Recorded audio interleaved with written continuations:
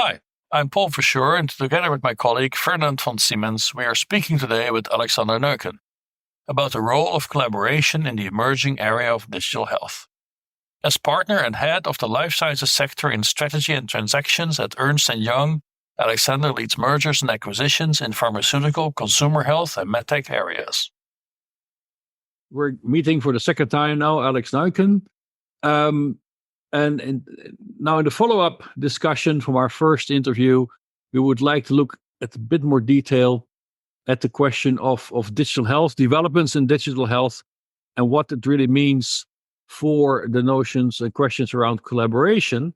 So Alex, maybe you can situate a little bit that discussion by saying why digital health is an important topic for you and also in your professional activities. So we are generating a ton of data points every day in hospitals, at doctors, in our daily lives that are completely lost. They are only individually used for each individual patient, if at all, if at max. So, and then they are basically lost because they basically are used for a direct interaction between patient and doctor. So I have this and that symptom, I took this and that medication, or did this and that workout, and now this and that hurts. This type of information is in an aggregated way very valuable because it allows us to draw conclusions on certain patterns or development paths for diseases where it's far too late to start when this is developed. Take diabetes, for example, and the use of sugar. If you have much earlier feedback on your lifestyle and what it means to your health, and if you get aggregated data from millions of patients in the world and can make more accurate predictions about what behavior is driving which outcomes. In theory, we all know of that, but if you basically live through your life and get pointers and alarm signals or warning signals already at a time when you can still do something about it, it's much more efficient. And also many diseases like Alzheimer's, etc., we don't really know the genesis of those. We don't know the drivers and triggers. The more data we can collect, aggregate, and analyze, the more easy or the better we will get a view on what's actually causing the disease, what's the trajectory, what might be early warning signals that you should take serious, and on which basis you should consult a doctor or something like that. That's one area of connectivity that will create value for the wider community. Mm-hmm. So the other area, yeah? No, go ahead. The other area. Sounds good. The other area is we have extremely high infrastructure costs for keeping people into settings that are built out of brick and mortar. So hospitals, intensive care units, and then all sorts of rehab infrastructures. The issue is our system is at a point where we are not no longer going to be able to afford all of this expensive infrastructure. And one way to reduce costs is to put people back in their home setting where they want to live anyway, much more favorably than sitting in basically in a bunker somewhere and being monitored all the time. If you do that with digital tools, you enable them to be in their home setting and have the right monitoring of their rehab, of their evolution of their disease, and allow them to go back to a more normal life. Yeah, so that's another area where I think digital health is creating big opportunities. Right. And then a area is on the diagnostic side, If you go to a single doctor with your pain and ask for a diagnosis, you may or may not get the right answer. There's a lot of human potential for human error, and maybe not the best suited person is looking at what has been kind of taken as a picture, monitored, whatever. And with connected telehealth solutions, you can more easily consult the best experts in the world, do much of the diagnosis remotely, who are not doing anything else but looking at and based on an algorithm that selects the cases that are relevant. So you basically have a monitoring tool already that basically filters out out of 1,000 cases, the 5 or 10 that really need a doctor to look at. Out of the 1,995 are probably standard and can be very easily recognized by a machine. And the 5 where really an expert needs to look at, this can be a Chinese doctor or a US doctor in wherever, he is looking at those. And he's not doing anything else but looking at these pictures so that he has comparability. And that's his day job. He's being paid for this. And that's telehealth. Yeah, that's the opportunity to get the best opinion and the most accurate analysis of what a doctor can see. Those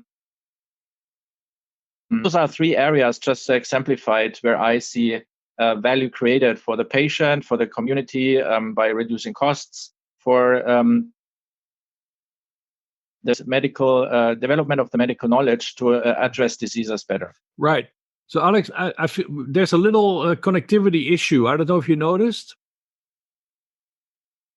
No, I didn't. I could always hear and see myself very well. I don't know if you could. Ferdinand, do you have connectivity hiccups? Yes, a little bit. Sometimes okay. Alexander's voice is, it doesn't get through. Okay.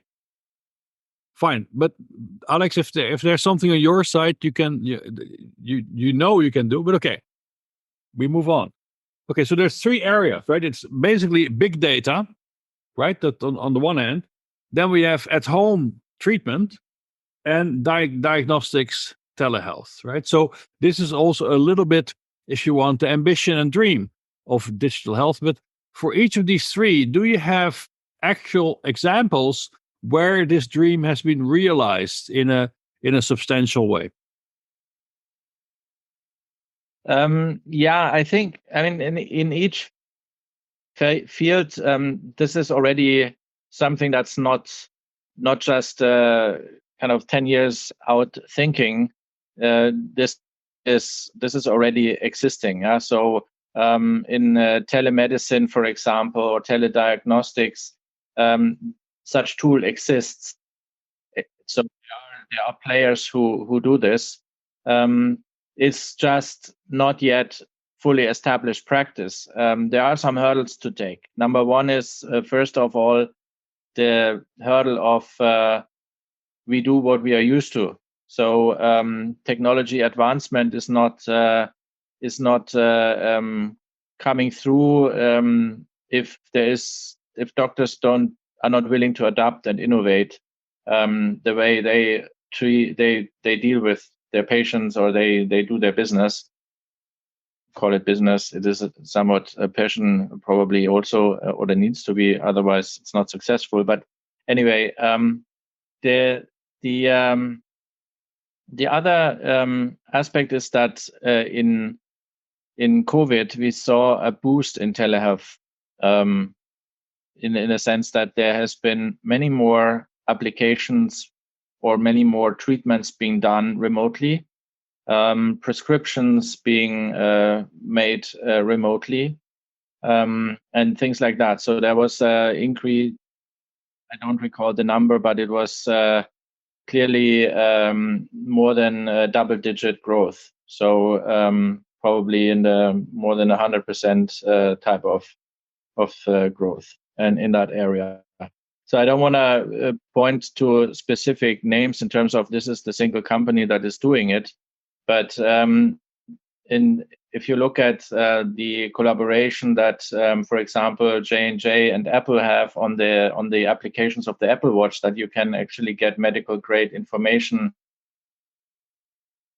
out of your watch and use that for your monitoring, is one example. Yeah, so there are more than that. If you take the Da Vinci robot for surgery treatments, the doctor can sit anywhere in the world and treat you on the robot.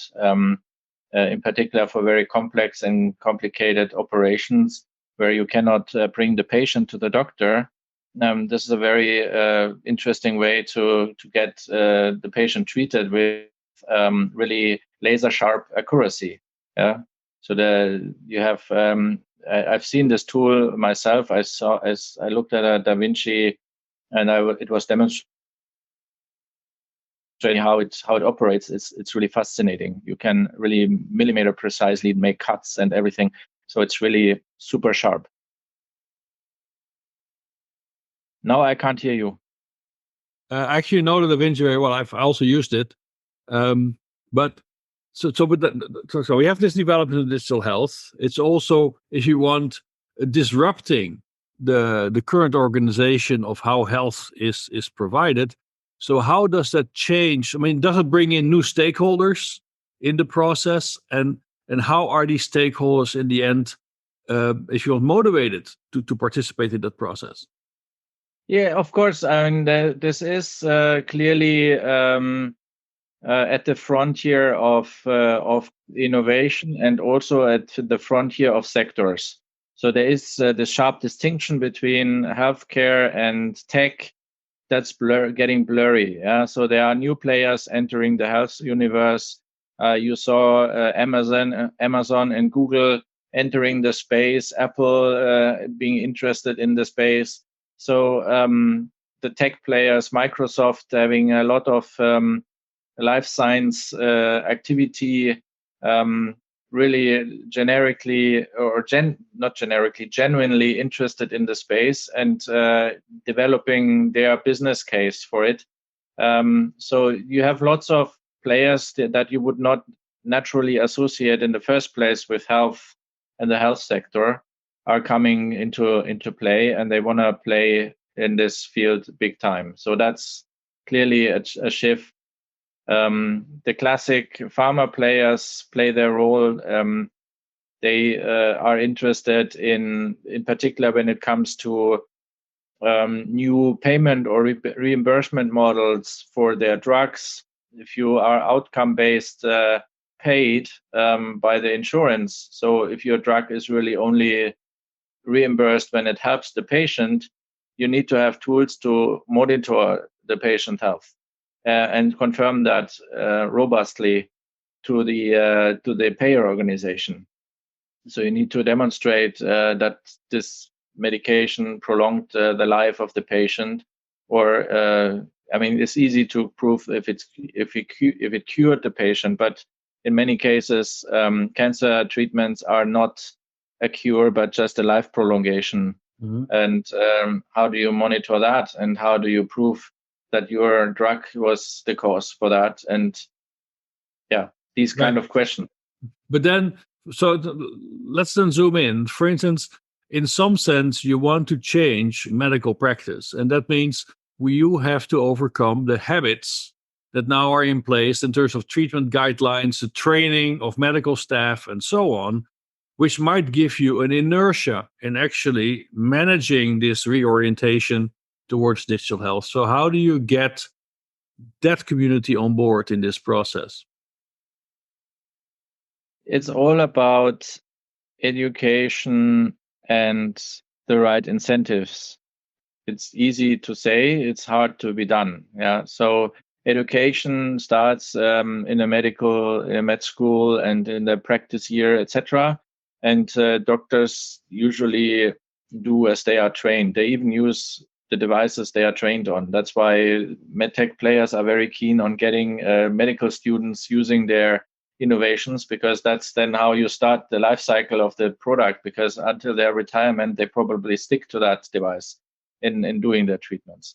At least that was the case in the past. So this one theme, how to break into this the medical education, and how do you train doctors that are already practicing and active, so beyond their initial training, to get to change the direction. That's one thing. The other thing is the incentives, and there are clearly monetary incentives that also count. If you are basically, as a medical practice, getting benefits from these tools that directly translate into profitability of the practice, then it clearly is an incentive that is very strong. Mm-hmm.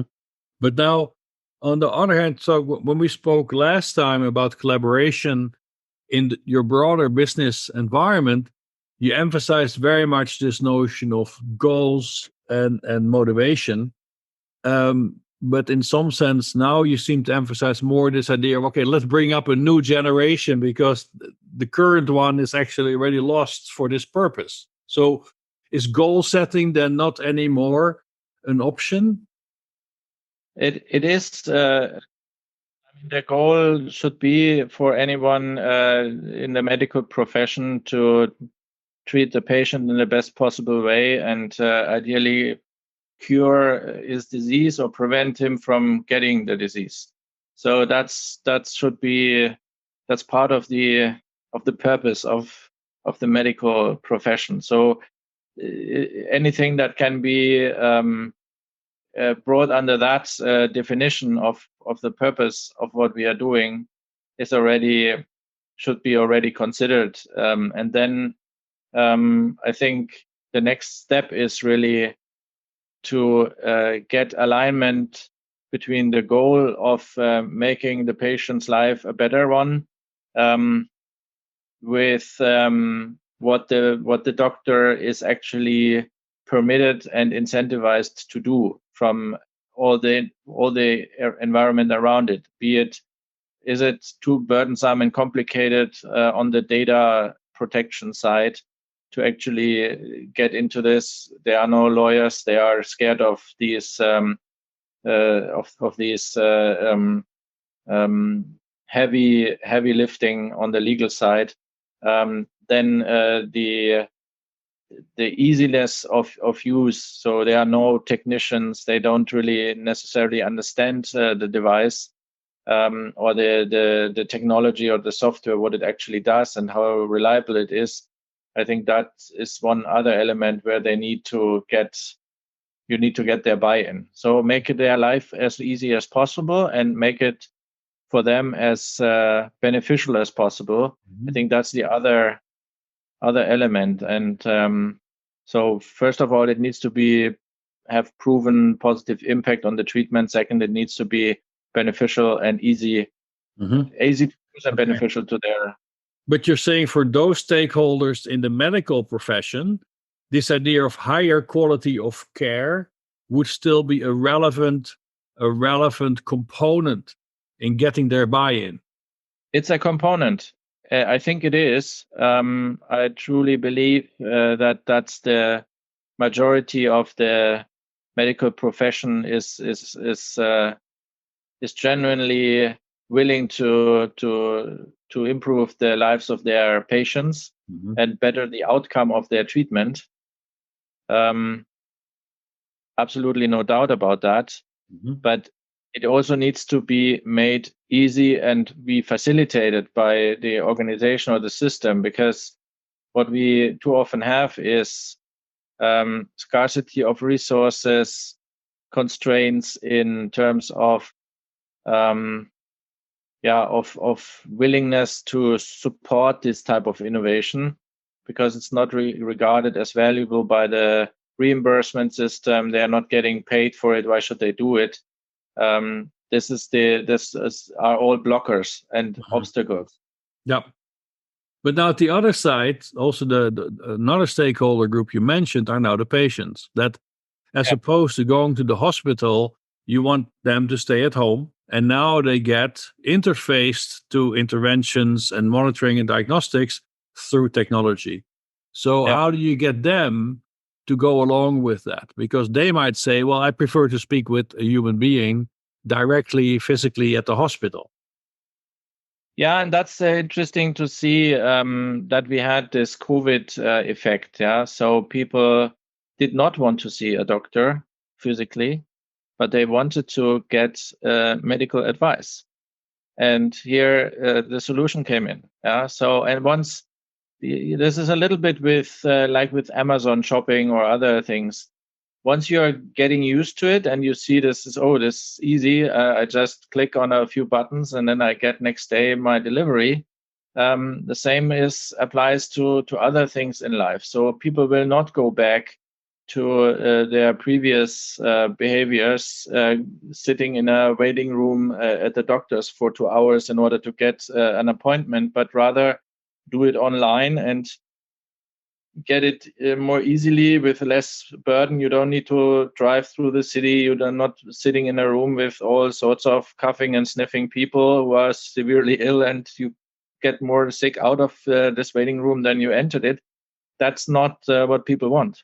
And if they recognize the easiness of the interaction and like we do now, have a picture of them and not just talking to a machine, I think that people will learn to use it and appreciate it. But on the one of the there's a very central question then of trust, right? Yeah. So how do you then instill trust in that end user, in this case the patient, in that new pipeline of communication with the provision of healthcare? Yeah, I mean, first of all, and that's balancing maybe a little bit my statement from before, you need to have the proper regulation in place that protects data, and you need to trust that this regulation is not only on paper but also the practice, the lived practice, right? So that's number one. You need to have trust in the system that it's not being abused, it's not being hacked, it's safe, your data is at a safe spot, things like that. Yeah, so that's clearly a prerequisite to provide to give your data.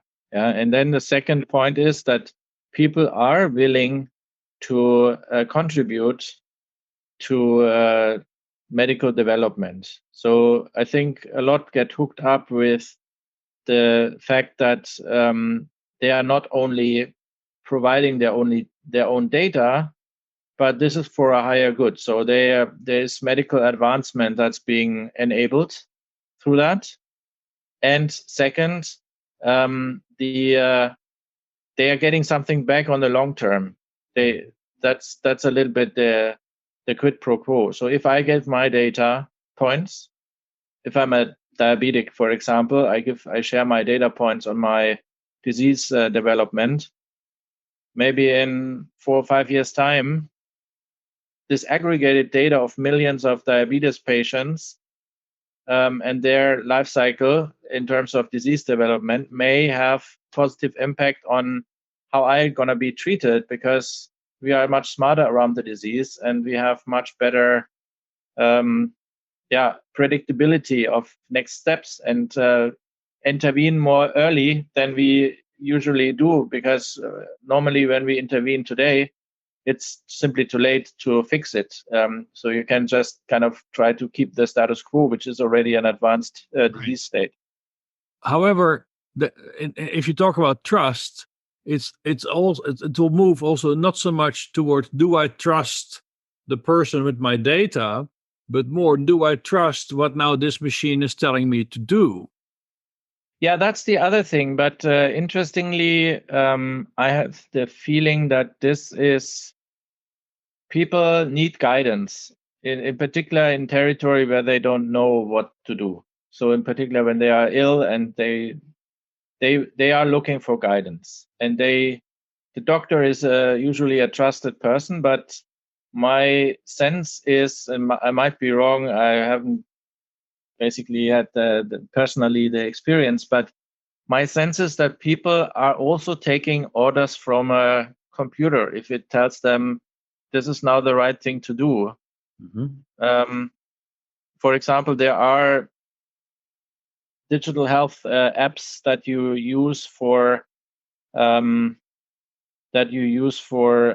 side effects on diseases that can tell you you're vomiting, so you need to take this or that. Yeah, that's possible.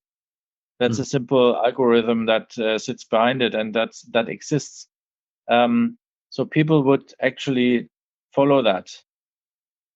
Well, sure. I mean, humans would do that, but if you talk about digital health, also as you mentioned earlier, this might become more and more a central component, that we have some AI system that in the end just will guide your intervention and will tell you what to do. And it might not be one-on-one matched anymore to a human expert. So that would very much, of course, raise the challenge. Okay, but how do you then assure that end user has trust? Like, look at the discussion we have now around the COVID vaccination, where actually the hesitancy about vaccination is surprisingly high.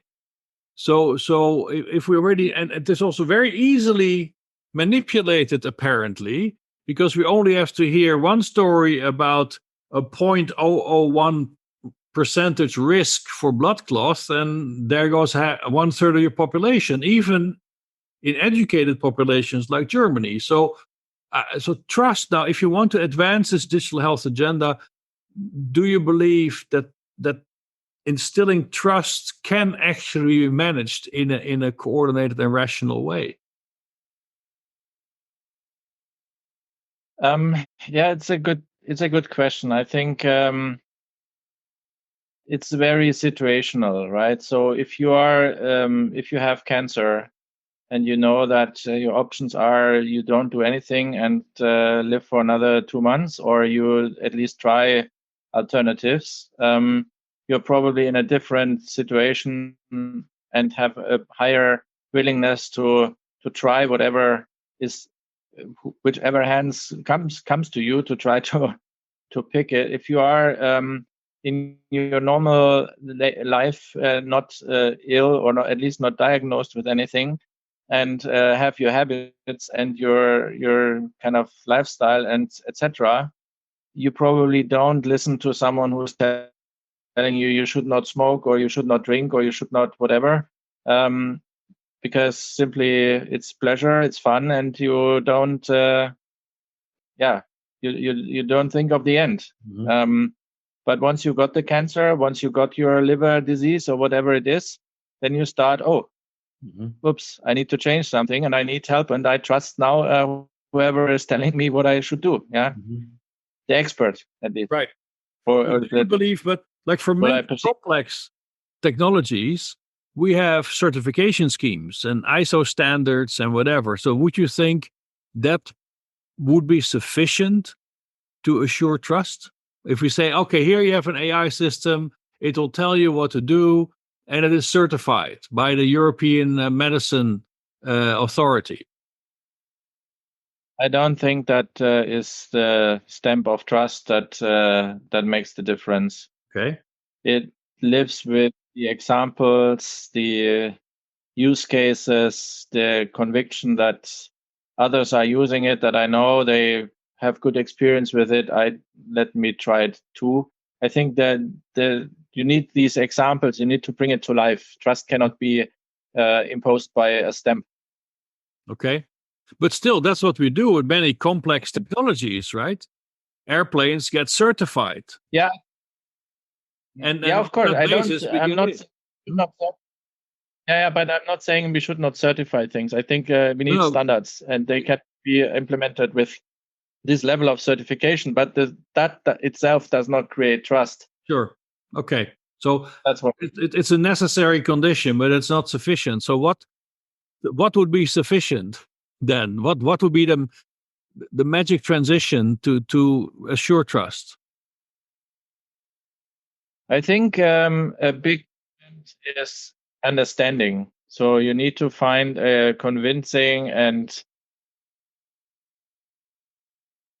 a transparent way of showcasing the benefits versus the downsides. I think if people get the feeling you are hiding something, or you are just kind of showing the shiny side and not making clear what the whole picture looks like, people don't want to. I mean, you see this in this vaccinations topic that you raised. Number one is the single bad message that kills, or at least makes people uncertain. So, I don't want to get a blood clot. I don't have COVID right now. Why should I?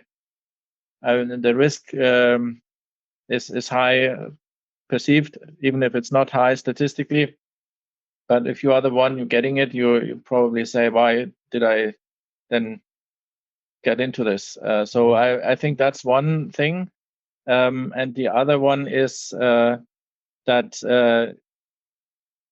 if people have the feeling they are pushed in a direction without the proper explanation, then it's causing resistance. That's a little bit these strange animals of Querdenker in Germany, and they probably exist everywhere in the world, who contrarians all about being manipulated. So if you start thinking, okay, someone is trying to manipulate me here, then they are creating resistance as well. Right. With very obscure arguments, to be honest. But anyway, this. But obscure arguments seem to work, right? So so the other possible source to instill trust in those end users, as you say, right, might be evidence, right, knowledge. Yeah. But do you believe that is sufficiently developed in all these domains? Because there, of course, the risk might be that evidence as such is very opaque for a non-informed outsider. So here I am, now I have cancer, I get some complicated immune therapy. Okay, well, it will take me ages to figure out what that really means. Yeah. And that is also then the role of the expert in today's system, that I talk to my doctor because my doctor knows, so I don't need to know, but I trust my doctor, right? So if we remove that authority from the delivery of healthcare and replace that with technology, how then do we find an alternative to that authority that tells us what to do? Because in some sense, what's interesting, our traditional healthcare system has reduced collaboration by making the patient really a patient. That means disempowered, lack of autonomy, you're told what to do. But if we move to digital health, we also are actually proposing a different kind of system where the end user, the patient, is more empowered, autonomous, and an agent in the whole system. Yeah. So that requires also quite a cultural change in how we deliver healthcare. And is that really realistic in most of our of the societies that we live in? I think it is realistic to some degree. I think the issue is that you need options to be able to make a decision as a patient. If you are with a deadly disease at your stadium where doctors tell you have 6 months to live, I think you are running out of options, right? So you take what you get, and you are very much relying on the person, because you don't have oversight. You cannot make a judgment call yourself. You don't have anything to base your judgment on, except for maybe a stomach feeling. But you don't understand. You don't understand the treatment. You don't understand the options anyway. So you need to get a steer. Otherwise, you're not doing the right thing. So the increased autonomy is maybe more for the preventative space, where you have the options to continue your disastrous lifestyle or change it, change your habits, stop smoking, stop drinking, stop whatever is detrimental to your health, and find alternatives to have a life that is satisfying and pleasure. It gives enough pleasures as well. Yeah. Yeah, but this is interesting because the transition to a healthcare that's more preventive than reactive, and that's also what you're describing now, indeed requires more agency of that patient to say, look, I'm part of this broader society and I want to be a productive member of this society without becoming a burden to myself, my family, and society. But Yeah. that, of course, requires a very different mindset. And the question now is, are we educating people sufficiently to also step into that boat? I think this is a process that takes time. It's looking back at the environmental movement and how people think today about the environment versus how they thought maybe 20 years ago has shifted dramatically. And I think the same is going to happen when it comes to health and their own behaviors. I think this is nothing that you can generate overnight. Sure, but then will we achieve this point on time before our healthcare system collapses? Yeah, good question. I don't know. Okay. I felt it's always at the brink of collapse. Exactly. So I'm surviving somehow because we are subsidizing it out of the tax income, etc. So Sure. cutting down the level of services. There are different ways to do it. So Right. But now we have different moving parts in this now, and one of them we haven't really highlighted yet, and that's the tech companies. Right? For tech companies, these are new markets. And it might have been adolescents, it might have been group X in society. Oh no, health is a great market for us, right? So then do you think that the issues we just discussed about goals, patient quality of life and health, trust, are then also goals that these stakeholders easily relate to or also sincerely relate to? Yeah, I mean, why not? Yeah, it's not, ultimately, everyone who is, they're all businesses. Yeah, they are trying to generate revenues. I don't blame anyone for doing that. Even someone who is a doctor or running a hospital is ultimately somewhat a business. Yeah. Yeah, but I understand that, Alex, but take Facebook, right? Yeah. If Facebook would give me health advice, I would really be very concerned because we know actually Facebook is in full out assault on health, certainly on mental health in our society, in order to drive revenue, because in the end, they're an advertisement company. Right. Yeah. So this and it's okay. This is then a dilemma we got to work with, and because they have proven to be unreliable and they have proven to be really undercutting and eroding the foundations of our society. And now, in some sense, we want to bring them into a domain that is very central to our individual and collective well-being. Yeah, I think first of all, I haven't seen any initiative on the health side from Facebook yet. I can't comment on that. But I would not cut all the tech companies over the same judgment, or I don't know if I'm expressing that correctly. But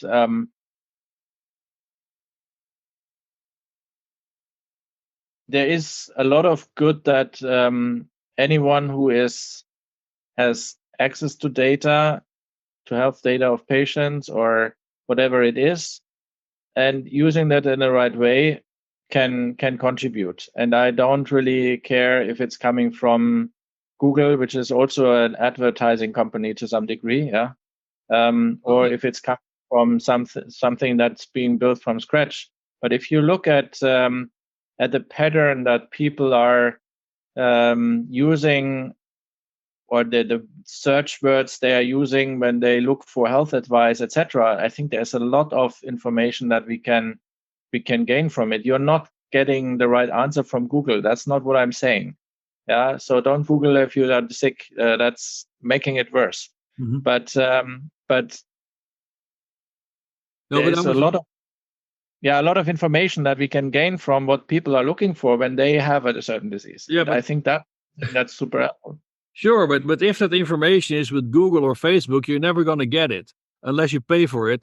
It's more the other way around, right? We know Google has been shipping a lot of NHS data from the UK to its own servers, not accessible by anyone else anymore. And I was more reacting to this point that you say, well, all these big tech companies, in the end, it's all about revenue. So if as long as they optimize revenue by delivering healthcare, it will probably be okay.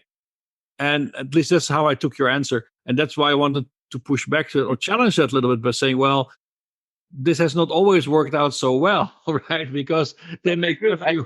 Huh? I mean, it's not for sure if they are basically just taking data and store it somewhere where it's no longer accessible, then something went terribly wrong. I wonder who made the contracts under which they do it, or why you're not suing them until they basically don't no longer exist. But the I don't know anyone else who has the capability, the reach, and the breadth to you wouldn't start it from scratch, no? Or who should start it? Do you think the government should do it? I doubt it. That they are doing a better job in that. So, well, but there lays an interesting challenge, right? Because we do know we have to bring in technology to advance this. It's absolutely necessary. Yeah. But for that, goals and trust has to be aligned and also developed. And okay, what's the longer path here? Or what's the shorter path here? And you could also, one scenario could be either a conglomerate of more European companies as a fresh entry. Of course, that's difficult in itself. Or you just say, well, Europe and different nations have to just set that up as a more public organization, as we have public healthcare systems, we also should have public digital healthcare systems. Would you find it a plausible alternative? I'm not so sure. If I look at what our public initiatives around the COVID tracker have delivered, I think, and that would have been a task relatively. It was too easy. Yes, I agree. It has been a complete disaster. I mean, you're absolutely right. But there's a dilemma here, right? So certainly from the perspective of now the collaborating stakeholders, and this is a shifting landscape, right? And there is urgency to get this together on time. We might also pay a very high price if we just step in with the existing tech giants, because I think you need to define. Yeah, you need to define the framework, the accessibility of data, and the ownership of data. I think that's key, and that is a regulatory thing to do. The rest, I think, should be the market force. So if you basically enforce them to keep the data on European servers, so you have still access and control, that you have kind of a neutral surveyor who gets access to verify that everything is treated properly, that they need to anonymize data, things like that. This type of thing can be enforced by law. And that's the legal regulator has to do. I think that's the framework to provide. And then the rest is basically let them find the best solution and something that really works. There are businesses that need to make things work. Otherwise, they are not going to succeed. When the state is starting something, I mean, who is suing the government 4 years later for not having properly delivered on something? It's not possible. Right. But this is interesting, right? Because government comes. Sure. But that means you're trusting then the market to sort of come up with the proper answers. However, I would see a challenge there with this question of evidence, right? This is also, of course, the big challenge of the pharmaceutical industry, because there they would say, now, well, certain things we just don't pursue anymore because we don't think the market is interesting enough. So if we now start to rely on market mechanisms to do that, they might not serve the actual goals and values of a healthcare system we want to build. But you see, I mean, look at the rare disease area. Yeah, you have diseases with 1,000 patients globally per year, or less than 1,000, 100 patients, and you can still make it work. That you find solutions for them by giving the right incentives. How did they do it? You get it reimbursed. I mean, the 100 patients per year, they don't make a huge difference to the healthcare system. Even if you reimburse the medication with $1 million of dollar per medication per treatment, they do it, and that works. So we have a treatment for deadly diseases that are extremely rare. Mm-hmm. So that's a way how we made it work for both sides. The pharma company sees value in spending money on it because they can earn money with it. And for those patients who were death sentenced before, we have now a solution. Yeah, so I think that's the market you create by setting the right incentives or balance those things. But so, Alex, in what time frame do you think we can really start to speak in, let's say, in Europe, about digital healthcare being the standard of care?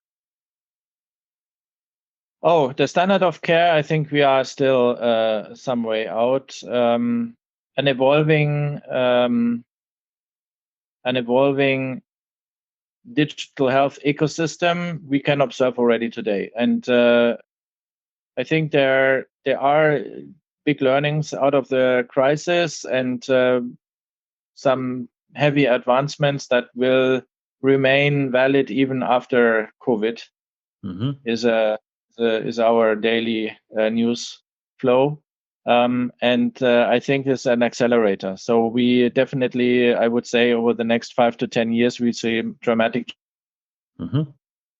changes in mental health and how patients are treated. And what's the biggest risk that we face in growing in that direction? Yeah, losing the trust of the people. So it comes back to what we discussed. People are very nervous about single examples, even they are statistically maybe not meaningful. Even a single data leak can already cause the loss of trust and reverse some of the developments or slow them dramatically down. Right. So we need to be very careful that this doesn't happen.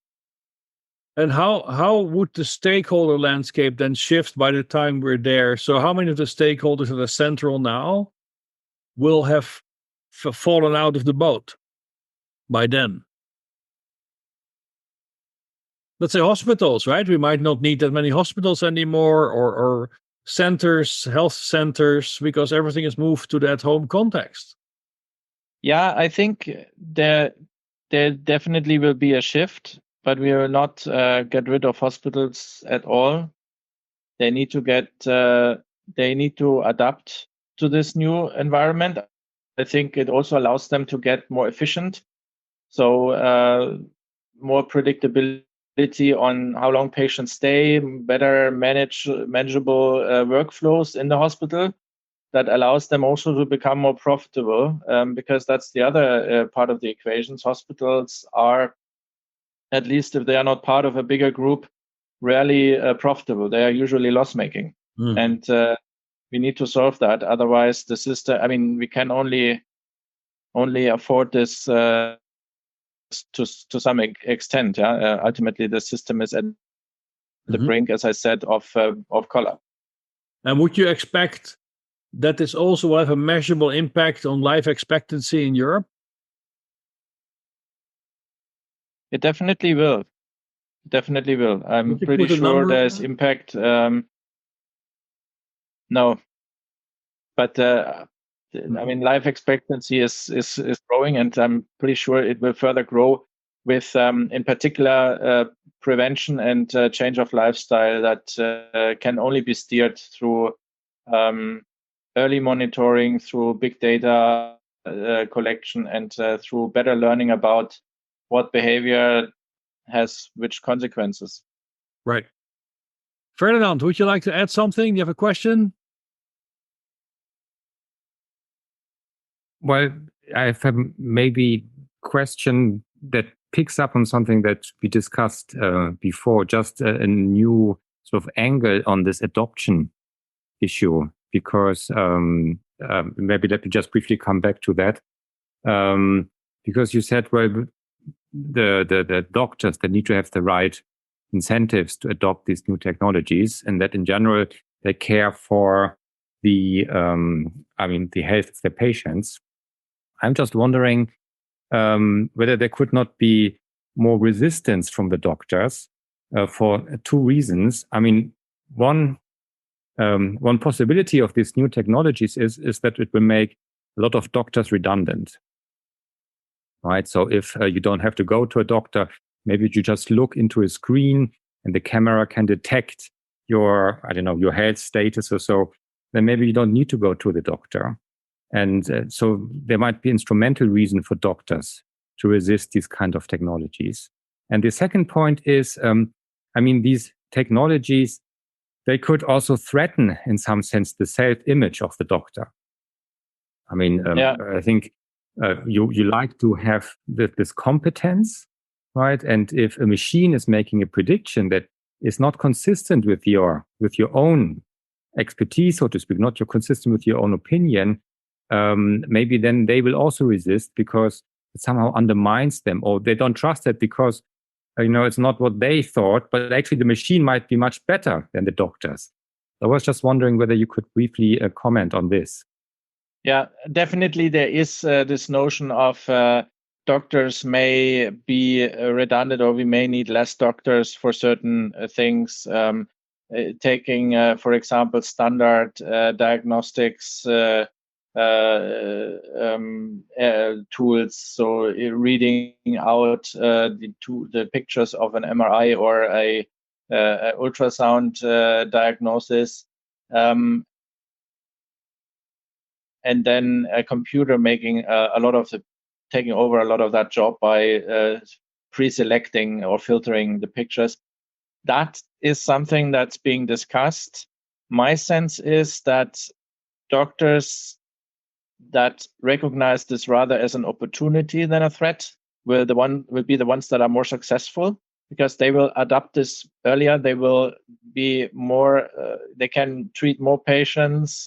They can be more effective in how they do it. They see the AI as a partner, as an enabler, because it helps them to only focus on the really difficult cases, and all the standard stuff is being done by a very cost-efficient aid, which has basically just the acquisition cost, and then the rest is maybe a little bit of maintenance, but it's not asking for a monthly salary like other doctors. 1 second, I need to give some signals. I have someone here asking for my next advice. But the thing is, that threat, I think, the concern exists. I see this in various discussions, but again, the doctors who take this on as an opportunity rather than a threat will be the ones that will be successful with it, in my view. Okay, Alex, thank you very much for this conversation. We learned a lot about... Hi, you listened to one of our podcasts in the series on collaboration, produced by the Instrument Forum and the Convergent Science Network. You can find more episodes on our website.